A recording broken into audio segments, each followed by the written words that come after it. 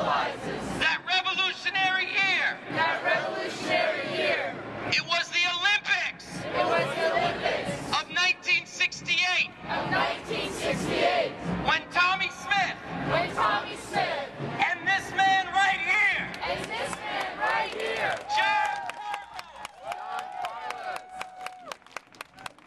Raised their fists to the heavens. Raised their fists to the heavens. And said, "This shall not pass." This shall not pass. But they did more than raise their fists that day. They did more than raise their fists that day.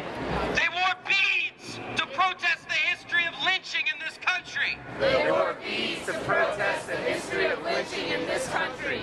They didn't wear shoes to protest poverty. They didn't wear shoes to protest poverty. And John Carlos kept his fist up halfway. Kept his fist up halfway. Instead, he had to knock down somebody trying to knock him down. Instead, he had to knock down somebody trying to knock him down. Now, John Carlos and Tommy Smith did more than just give us a moment. Did more than just give us a moment. It was a movement. It was a movement with clear goals. with clear goals, Like disinviting South Africa from the Olympics. like disinviting South Africa from the Olympics, Like hiring more black coaches. like hiring more black coaches, Like restoring Muhammad Ali's boxing title. like restoring Muhammad Ali's boxing title, And and firing the fascist Avery Brundage, firing the fascist Avery Brundage, who is in charge of the Olympics. who was in charge of the Olympics. Now these men paid a terrible price. These men paid a terrible price. But John Carlos But John Carlos is here today is here today to tell you that he regrets that he regrets not a damn thing. not a damn thing. I give to you the freedom fighter, the man who stands with the Occupy movements, The man who stands with the Occupy movements. the man who says, The man who says, "I'm here with you I'm here with you because I am you." because I am you. Because of what we're fighting for today Because of what we're fighting for today is because the fights in 68 is because the fights in 68 have not yet been won. have not yet been won. Give it up Give it up for Dr. John Carlos. for Dr. John.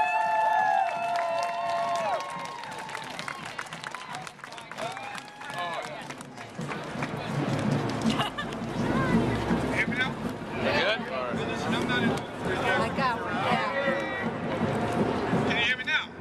Yeah. Try and work this. I'm not into the 3D movie, 3D. Louder! Closer. You can't do no better than this.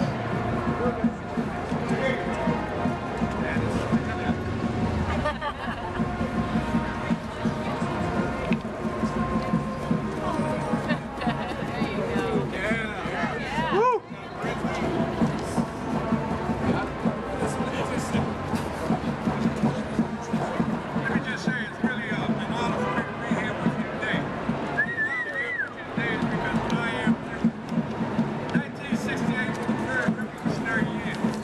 Many of the young individuals here today recall trying to save lives back in 1968. They tried to say our movement was a black power. Our movement was a human race. Dictate to you and others that we just concerned about black people. We was concerned about the economics of all people. The same fight that I had in 1968, we have the same fight taking place today. As you know, in the political world right now, we have a black man in the White House. This man didn't take the office to say, I'm here as the president of black people. I'm the president of all people. We have a lot of right-wingers there in the Congress. It states that no matter what this man tries to do to help those blue-collar workers that made this country as great as it is, stop. They're trying to stop every move that he makes. It's very difficult for him to do the process unless you guys start to swell. When I say swell, I'm talking about swell in numbers. You have to be persuasive. You have to show individuals your courage and help them to resurrect their courage to step out here with you. The more numbers we have, the more mountains we will be able to move. The fat cats right now, America's depressed economically. The fat cats are still pushing millions upon millions, billions upon billions, trillions upon trillions of dollars in the bank. Right now, today, as we sit here trying to figure out when are they going to move. They're going to move because you're not going to dissipate. You're not going anywhere. They're hoping that right now the fact it is that this is the winter months coming in. It's going to get cold, it's going to get wet, it's going to get snowy, and we're going to break down and go home. It's your fight to let them know that I'm not partially committed. I am totally committed.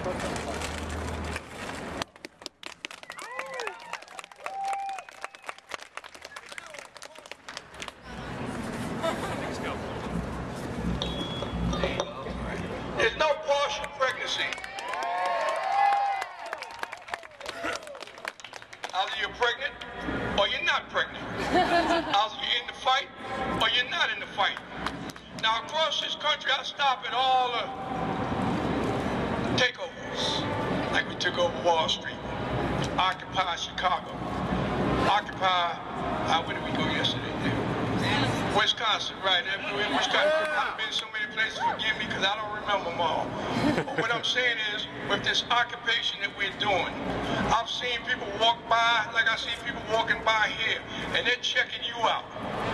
They're checking out your resolve, they're checking out your faith, they're checking out your courage. And most of all, when I look in their eyes, I see the same look in their eyes that you guys have in your eyes. In terms of whether I'm going to have this job that I have tomorrow. Whether my child is going to be able to get a job with all the money I spent on education. My kid doesn't have a job, but yet still they're constantly sending that money back, student loan. I'm wondering whether my baby girl or my baby son is going to be able to go to college based on the fact that the price of education is going up. Many individual kids that's out here and all across this country, all of them are not poor. All of them didn't have hard economic times when they were coming up. Their parents were very wealthy. But yet and still, with the wealth that they have, they're here in a defined way to tell mom and dad, we appreciate the fact that you took care of us, but we're dissatisfied the fact that you didn't spread the gravy for everybody. That's why they're here. 1968 was a very tragic year in many ways.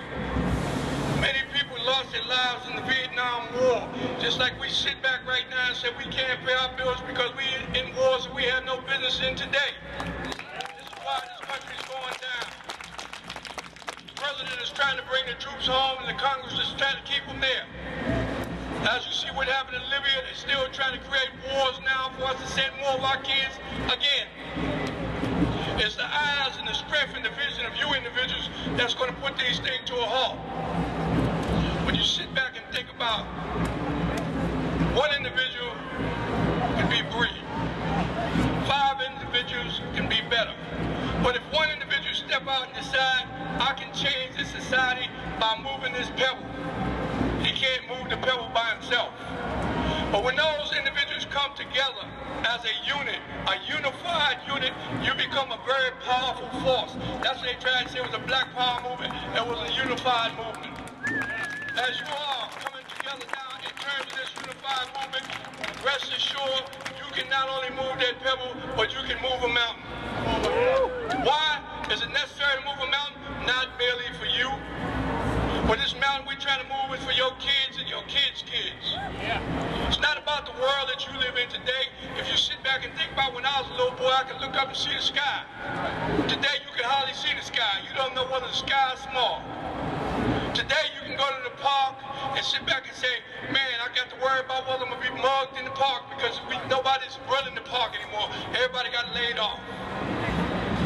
If they're laid off and you you have your kids, how you going to protect your kids in the park when nobody's in the park but gangs roam the streets? Merely because they don't have a concern for your needs. These police around here that's out here safeguarding the mayor, the governor, take into account this also, that the police are just like you with one exception. The exception is that they have a mandate when they took the job. They took an oath to protect whatever the governor wants or whatever the city wants. But remember also in 1968, we studied. We didn't just act, we studied the game rules. We didn't let them set us up to take us to jail because we studied the game rules before they studied the rules. If you go to jail, a lot of times you're going to go because you didn't study the program. And when you don't study the program, they wait to take you to jail. But once again, those same police that take you to jail, their mortgage is on the edge also. Their kids are not being able to go to college also. They're worried about whether their job is going to be there tomorrow also. So as they're caught in a catch-22, rest assured that they have some kind of compassion for what you're doing here. It's just that mandate make them have to step back and keep their mouth shut. But the same as you bleed, they bleed. Once again, unification is the strongest weapon that we have, is numbers.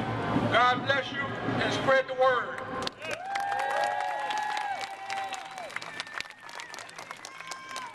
John. Okay, so we've got a little bit of time for discussion. So the way this is going to work, we're going to have someone take stack. All right, so in order to make sure that everyone gets a chance to speak, if you'd like to speak, please raise your hand. And my friend here is going to take your name down, and then we'll call on everyone in sequence. And we're going to try to keep everyone to 2 minutes, just so that everyone who wants to speak gets a chance to. Thanks. And we'll also